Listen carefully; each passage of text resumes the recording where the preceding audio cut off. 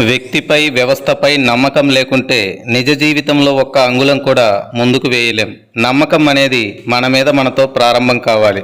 మనం చేసే పనులపై మనకు నమ్మకం ఉండాలి. నమ్మకం ఉంటే కొండల్ని సైతం పిండి చేయవచ్చు. మనం చేసే పనిలో శ్రమ, ఆలోచన, పూర్తి నమ్మకం లేకుండా విజయం సాధించలేం. మనం చేసే పని చిన్నదైనా పెద్దదైనా పరిపూర్ణత కోసం తప్పించాలి. మనం పడే ప్రతి కష్టంలో ఆనందం ఉంటుంది. ఎగ్జాంపుల్కు నవమాసాలు మోసి ప్రసవ వేదన తర్వాత పుట్టిన బిడ్డను చూసిన ఆ తల్లి ఎంతో ఆనందపడుతుంది. తన కష్టాన్ని, బాధల్ని పూర్తిగా మర్చిపోతుంది.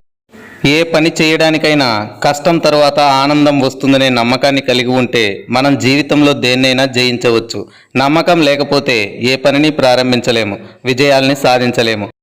చీకటి వెనకాల వెలుగు ఎలాగైతే ఉంటుందో ప్రతి కష్టం వెనుక ఆనందం ఫలితం తప్పకుండా ఉంటుంది. మనిషి తనకు ఇష్టమైన పనిని ఎంత కష్టమైనా చేయగలడు. కాబట్టి జీవితంలో ముందుకు పోవాలంటే మనకు ఇష్టమైన రంగాన్ని ఎంచుకోవాలి.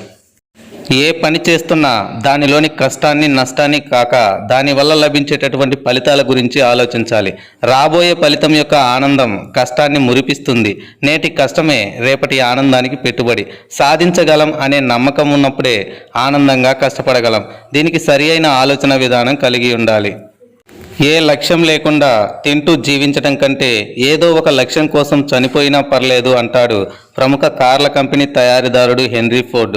మనిషి తలుచుకుంటే ఏ పని అయినా చేయగలడు. అదేవిధంగా ఒక పనిని చేయలేము అనుకుంటే ఎప్పటికీ చేయలేము. జీవితంలో విజయం సాధించిన వారందరి సీక్రెట్ ఏమిటంటే తాము అనుకున్న పనిని చేయగలమనే నమ్మకం, విశ్వాసం కలిగి ఉండటమే. ఇలా జీవితంలో కొంతమంది విఫలం కావడానికి కారణం వారిలో విజయం సాధిస్తామనే నమ్మకం లేకపోవడమే తప్ప వారిలో సమర్థత లేకపోవడం కాదు. ఏది ఏమైనా మన మీద మనకు నమ్మకం ఉండాలి.